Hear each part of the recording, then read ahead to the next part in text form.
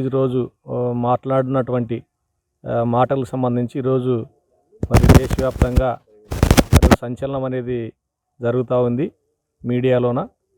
మరి ఆయన మాట్లాడిన విషయాలు ఏమంటే స్త్రీలకు సంబంధించి, అంటే మనది భారతదేశం హిందూ సాంప్రదాయ దేశం.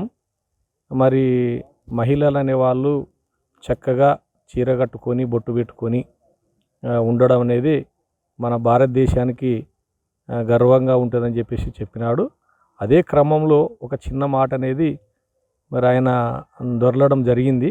అది బాధాకరం, అట్లా మాట్లాడకూడదు అనేది కూడా ఒక భావన అనేది వ్యక్తం చేస్తున్నాము.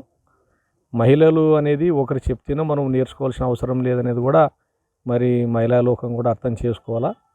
మరి దేవుడు అనేవాడు మరి ఒక మానవుణ్ణి సృష్టించినాడంటే సాంప్రదాయబద్ధంగా శరీరం కనపడకుండా మనం బట్టలు వేసుకోవడం కానీ ఆ క్రమంలో ఉంటేనే స్త్రీలకు